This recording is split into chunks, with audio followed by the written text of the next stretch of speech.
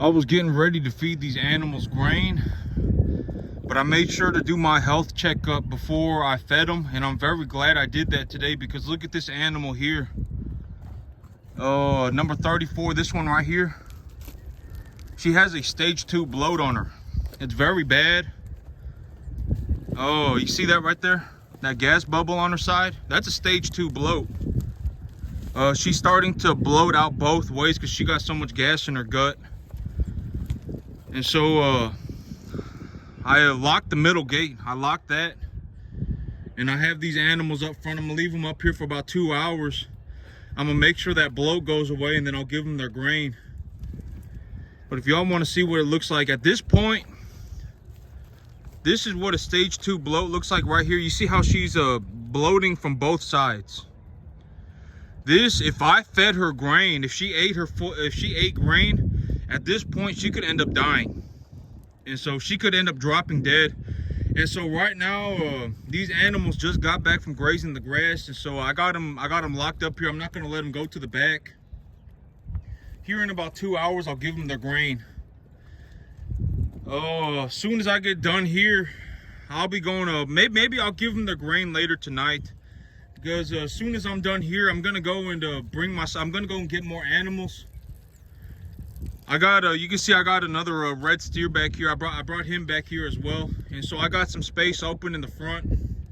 I'm gonna go and bring in new calves. And so the big reason, okay, so what's going on in my mind right now, right? Like, what am I thinking about when I'm, what am I thinking about? So the grass right now, this animal could actually be bloating. Okay, so, what I've said in the past is that negatively charged fertilizers, one of the ways that negatively charged fertilizer needs to come in contact with the roots of the plant for it to be absorbed by the plant. And then when it's absorbed by the plant, it then metabolizes that mineral to create its physical structure, right? And so one of the ways that fertilizer comes in contact, and okay, but it's not just because of this, but if there's water, okay, this is the best way to put it. If there's water in the soil, okay, imagine that I have a cubic foot of soil, right? If I have a cubic foot of soil and it's bone dry, I put it in an oven and it's bone dry. Let's say that soil weighs 85 pounds. Now, if I hydrate that soil, if I put enough water in that soil, so if I put water in soil, the soil will actually hold the water. It will chemically, physically hold the water. And so even if I had wet soil, there is a when the soil is fully wet, but it does not lose any water. It's holding all of the water that's in it. Oh, that's called field capacity. But you can see this animal, you can see the bloat on her as she's walking around. But when the soil is wet to a point where it has retained all of the water that it can, but it is not losing any water. Like if I physically had the soil in my hand, it's not losing any water. That's called field capacity. And at that point, the wet soil would weigh more. It would weigh more than the dry soil because water itself also has weight. And so if I have a soil, let's say I have a soil that is bone dry and it weighs 85 pounds, and when it's completely wet, and but there's also a different it's not the only way, because fertilizers also has a charge. And so negatively charged fertilizer, if I put negatively charged fertilizer in the ground and it's and the water has dissolved it into a solution, it is now being suspended inside of the soil.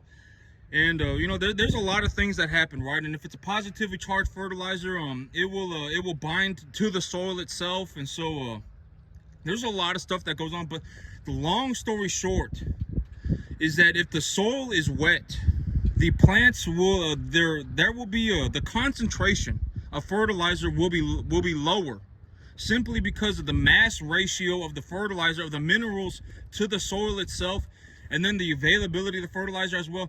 It's different. It's the ratio is different.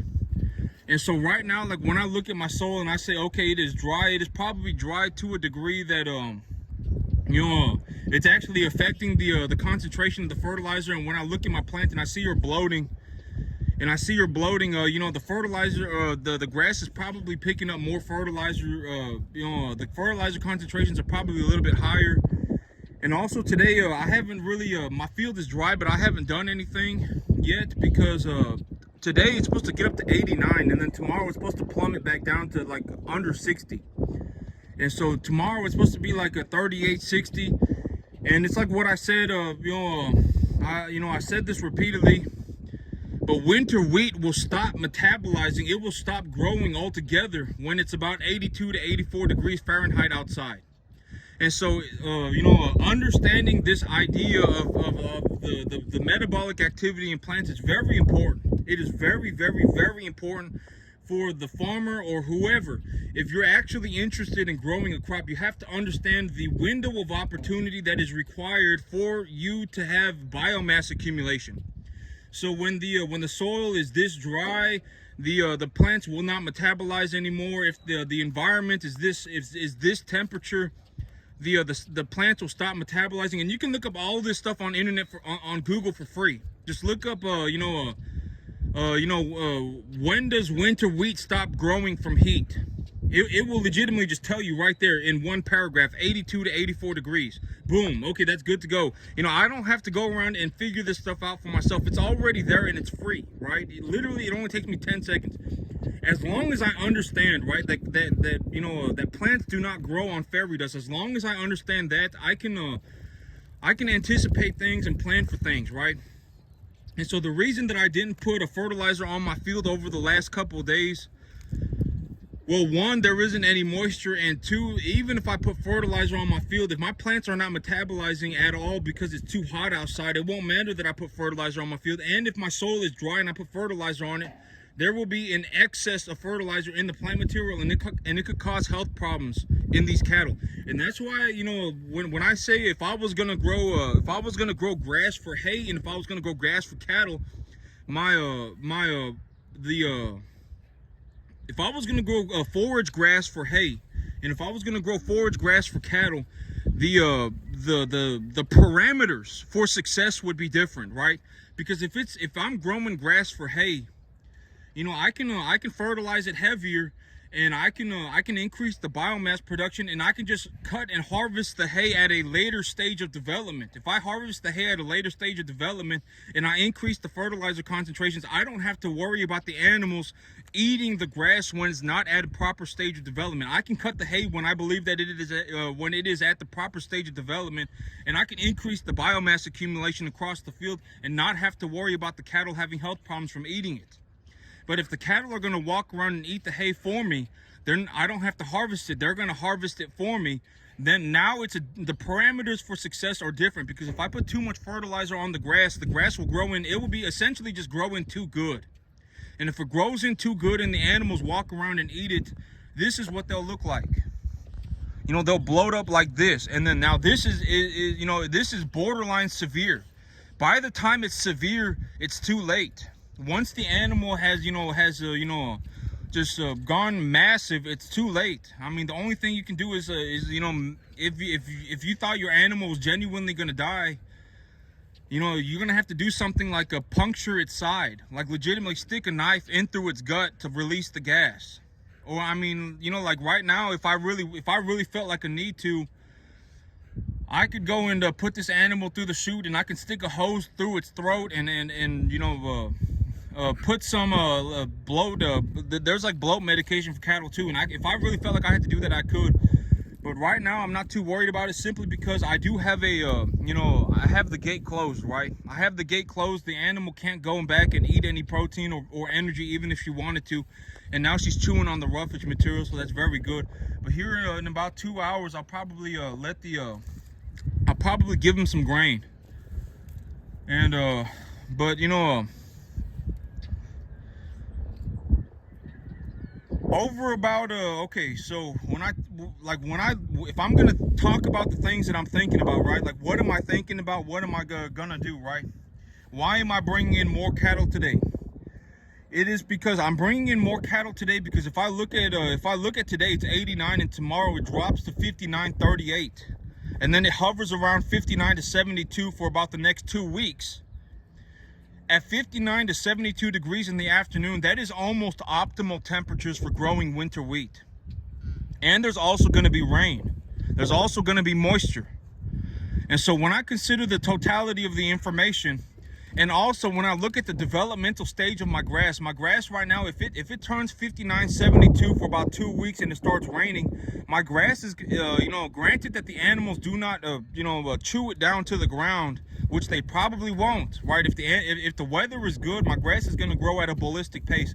And if the grass in the back is not doing very good, or if the grass in the back, if the cattle are putting too much pressure on it, I could always let them out to the front. The grass in the front is like 7-8 inches tall, and so I can just let one of the things that I always say is that always, failure is kind of like failure kind of does not exist. Like, if you really think about it, failure does not exist. Because, like, if we talk about failure, like, are we talking about absolute failure? Like, is there such a thing as 100% failure? Not in real life, right? In reality, there is not a such thing as 100% failure. You may fail 99%. I may fail 99%, but I still, if I find 1% something that I did well, I'm always going to acknowledge that. I always say that, always acknowledge the things that you do well, right? Always acknowledge the things that you do well. Everything. If you're going to acknowledge the things you don't, because, I even acknowledge when I do things, when things go bad, I even acknowledge that. But when things go well, I always acknowledge the things that go well too, right? Oh, my animals are at a body conditioning score of 6. Roughly, they're looking like a borderline 7.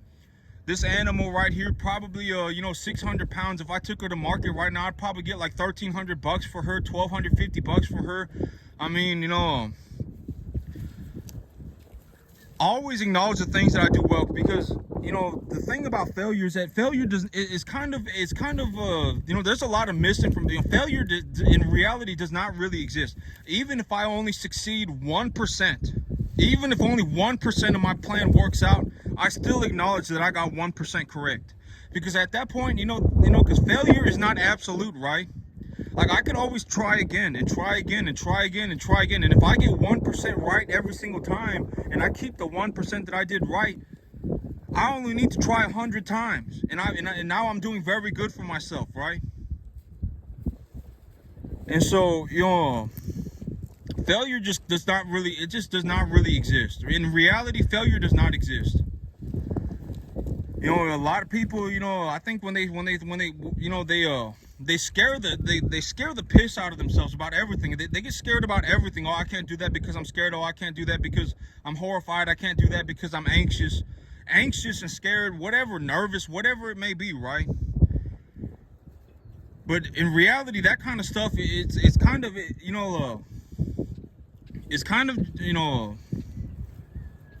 it doesn't really exist, right? I mean, it's only in your head. And so I got all the animals on roughage material right now. That's very good. If they just chew on the roughage material here for about 30 minutes, I'd probably feel more comfortable about giving them their grain. And but when I look at my grass, okay, this is something that's very important. This is something that is very important. When I look at my grass, and so I've said in the past that, I've read papers on the developmental stages of winter wheat, right? And when these papers, when they talk about winter wheat, they use a unit of measurement called the growing degree day hours, or something like that. Growing degree days, growing degree hours, or something like that. And essentially, it's a formula for if your temperature is at this range, you can plug that number. You can plug that number. It tells you how to find this number. And then if your temperature is at this degree, at this temperature, then if you plug it into this equation, it's just a simple multiplication and division equation. You can just use a calculator, a very, very basic calculator, and it'll give you the amount of growing degree day hours or something like that you're accumulating on a daily basis. And as you accumulate those growing degree hours, you can also it will tell you at this many growing degree day hours, your grass should look like this. At this many growing degree day hours, your grass should look like this. At this many growing degree day hours, your grass should look like this, all the way through the entire life cycle of the plant. And so if you and there are hundreds of these papers out there. I mean, you can legitimately, it's not just one person saying this stuff, right? Hundreds and hundreds and hundreds, thousands, probably tens of thousands of papers that talk about this, right? And if you just go and you read these papers, if you just go on the internet and just, you know, write this down, right? Growing day degree hours or whatever it may be, right? This is the unit, or I don't exactly remember what the unit of measurement was called, but this is what they used to timeline winter wheat. Oh, like, look at this animal. You see this animal right here? Top dollar animal. I'm gonna get good money on this animal right here. But you know, she's looking good. I would say this animal is getting very close to being a 7. You can tell her chest is kind of bulging. She's kind of starting to develop that melon in the front, and she's still very young. You know, this animal's probably not even a year old, and look at how she looks. I mean, she's a very, very, very fat calf. And you can tell also by the, actually, let's look at the length of her tail. She may be getting to a borderline yearling. You see how her tail hangs by her by that joint in her leg. So but her tail's not like down to the ground, right? Her tail's not down to the ground, and so she's probably about 10 to 12 months old. And look at how she looks, right? This is a very, very, very good looking calf. She's starting to develop that bulge in her chest. That's very good.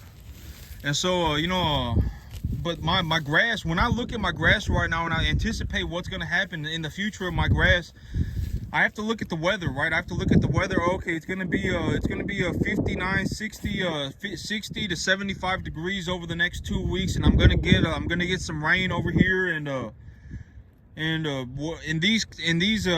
in these temperature ranges, I will be accumulating growing day degree hours at a very rapid rate. Long story short, my grass will be developing very quickly. And so when the grass hits a certain stage of development, it will put on something called a flag leaf. And a lot of plants do this. They will put on something called a flowering site. And they will develop something called a flag leaf. And when they develop that flag leaf, the plant will begin to bolt. What's called bolting, and it will begin accumulating biomass at a very, very rapid rate. And when the plant has started to bolt, that you don't want seed on the grass, because if you have seed on the grass, depending on what kind of grass you're growing, the seed is hard. The seed is hard, and so especially if you got small calves, if you have small calves and they're walking around chewing on this hard seed, the small calves, their teeth are still coming in, and so the seed will cut their gum. It will cut their gum, and they will get mouth infections. And so you have to be very careful about feeding hard grass seeds to plant or to little calves, because it'll cut their mouth open. They'll get these big infections. And but when the plant has started to bolt, my grass, over the next month, over the next 30 days, my grass will be accumulating biomass at a very rapid rate. Very rapid rate. I mean, my grass will start growing like it is the jungles out here. And so, over the next month, I'm going to have a lot of grass. Granted that the weather stays somewhere around, somewhere around 60 to 75, and there is somewhat of enough moisture, right? My grass will begin to bolt. And when it begins to bolt, it will begin accumulating biomass at a very, very, very rapid rate. And so, and if the grass does manage to go to seed, it will die, but it's not really a big deal at this point, because here in about 2 months, I'm gonna have to plant my spring summer crop anyway. But I'm about to have a lot of grass. Over the next month, I will have a lot of grass, a lot. And so, if I look at what's happening on my field right now, and also one of the big benefits of having a bolting grass, when the plant is at that stage of development, oftentimes the protein and the energy content are somewhat at optimal levels for a 600-pound calf, a 500-pound calf, a 400-pound calf, because grass is very dynamic. It depends on, what part of the field I'm in as well. And there's a lot of stuff that goes on, right? But I also have to, I have to take a large sample. I can't just look at one little spot on my field and say my grass is, this is the representative sample for my grass. But if the grass starts to bolt, the protein levels and the energy levels will be in somewhat optimal levels, and the grass will be accumulating biomass at a very rapid rate. Long story short, I have a window of opportunity here to make a lot of money. As you know, like a kind of ridiculous money. Like I turned, you know, I put like $500 into this thing and I made like $5,000 kind of money. So I have a window of opportunity over here for about the next month to produce a large sum of money. And so I need to get after it. And you know, when that grass is in and one of the benefits about having grass in a bolting stage is that, like, let's say the grass begins to bolt, right? It begins to put on that flag leaf, and when it begins to put on that flag leaf, it begins to accumulate biomass very rapidly.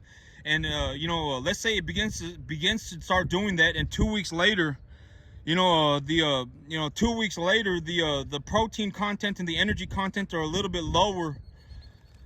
But I mean, it's kind of a multi-dimensional situation, because if the protein content seems to be a little bit low, I can actually fertilize the grass and increase the protein concentration of the grass. And if the energy content of the grass is low but the protein content of the grass is high, I can you know, I can feed them commodity corn, whatever, you know. But when the grass is in a bolting stage, I have a very good window of opportunity to make a lot of money. Long story short, and so about the next month, I would anticipate that my grass is going to be in a very good stage of development, and I need cattle to harvest it. I need to bring in animals so that they chew it up and harvest it for me. And if they do that, and then I do my part, then, you know, it's going to turn into a lot of money. And so it's a multi-dimensional situation. This is what I mean by, you know, the greatest thing, you know, you can't really learn how to do this over a year or over 2 years. You know, even like, let's say somebody did pay me $100,000, and, you know, I legitimately spent you know, time with them, looking to, you know, teach them how to, you know, to show them how to do this stuff. But, you know, realistically, minimum, you're gonna have to spend every single day farming for about the next 12 to 14 years of your life. And if you think about anything else, you're not gonna make it here, because, you know, if you start going down, you know, I fell out of heaven at 7 and I deserve a better life. If you start going down that way, you're not gonna make it. You know, the only thing you can think about is farming. Legitimately, the only thing. Oh, let me look at what soil is. Let me look at what the plant material is. Let me look at what cattle are, you know, what type of cattle there are. Let me look at the cattle diet. I mean, you're gonna have to spend every single day for the next 15 years of your life farming if you want to get to this level. And if you, and I'm not saying this to sound like a dick, I'm just being honest. If you cannot, you know, get to this point, you probably, you know, even if you miss, you know, let's say whatever, right? But, you know, I almost guarantee, like, in terms of the overall, you know, my IQ is probably artificially higher because I've spent so much time teaching myself how to farm. You can increase your IQ. You can increase your IQ by using your brain. And so my IQ is probably higher than it is normally, simply because I've spent so much time learning how to farm.